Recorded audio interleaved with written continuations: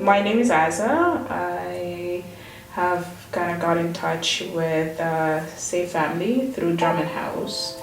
At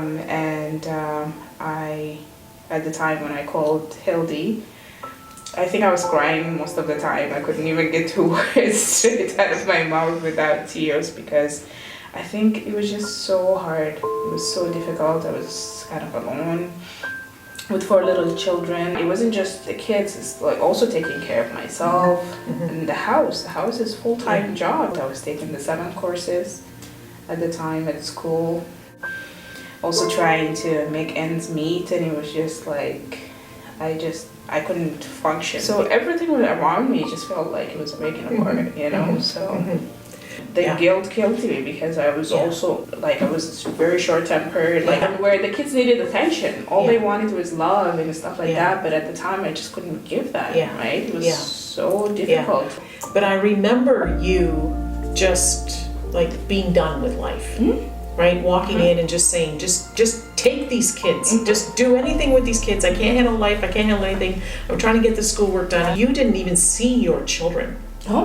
Right? It was all about you just surviving. Our first conversation when we had that prayer, you prayed for me, just kind of like, the prayer was kind of like, yeah, this is what you need and we got you.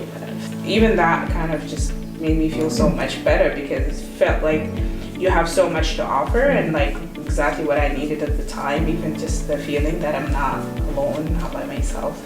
You got me right away, got me in touch with Karen. She came with like 3 days worth of meals. I remember the kids were so excited, they got their favorite chicken nuggets, and right away she took laundry. That was just a start. So Lisa came like early in the morning. Ian didn't even want to go. He's like, what are you sending me? And honestly, he didn't understand what was happening. You know, they're going to a stranger's home, right? I don't know this person. I messaging during the day, I'm like, how are they doing? I'm wondering if they're gonna bug her, if they're gonna, you know. And so I go to pick him up at 3. She came at 9 o'clock, and then I went to pick him up at 3. The kids were just so happy. So happy. They just felt at home. Genevieve was like, the twins didn't want to go. We're like, can we just stay here, mommy? And you know, and they had their little puppy. They were playing with the puppy.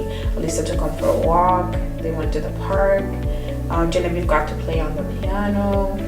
And Ian made friends with Gideon, who's a year older than me. And also Karen. You know, when the kids went over, she came and picked them up, and they were so happy with little like crabs and stuff.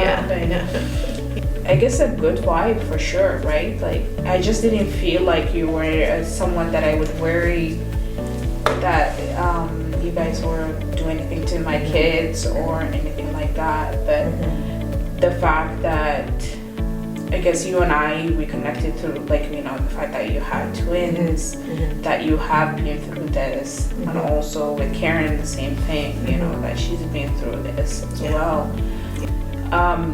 Your love for Christ also leading you to actually wanting to give, you know, some of your time, and you open up your homes, you know, to do that. It's just there's a thing that you can feel from people who actually have love for Christ. You can see that on them. Big about this is that they're strangers, not people that are close to me, that they saw what I'm going through, but it's just all I had to say, I need help. You know what I mean? And they felt that, you know, we want to help you. And I don't think I ever messaged you or called you and I said something was broken or I needed something that you weren't there.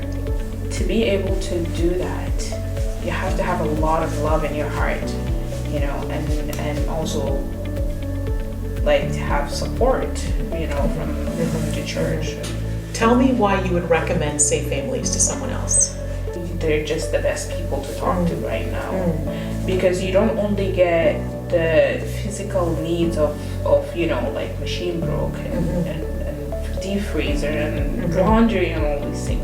It was the emotional support that comes along with it too. It's the understanding. There's no judgment, you know. We're all the same, you know, no matter what the situation is. I have never, throughout, from the beginning, from the phone call until this conversation we're having now, I've never felt that this was like a transaction in any way. It's absolutely like, I feel like you're, you know, my family, the extended family, and friends that I could, you know, talk to about anything. Sometimes I would still need to, you know, right? Yeah. And I don't feel like this. It was an end. There was an end to this. So where you're like, okay, we're done with you. We need to focus on someone else. No, not at all, right? To be able to do that, you have to have a lot of love in your heart.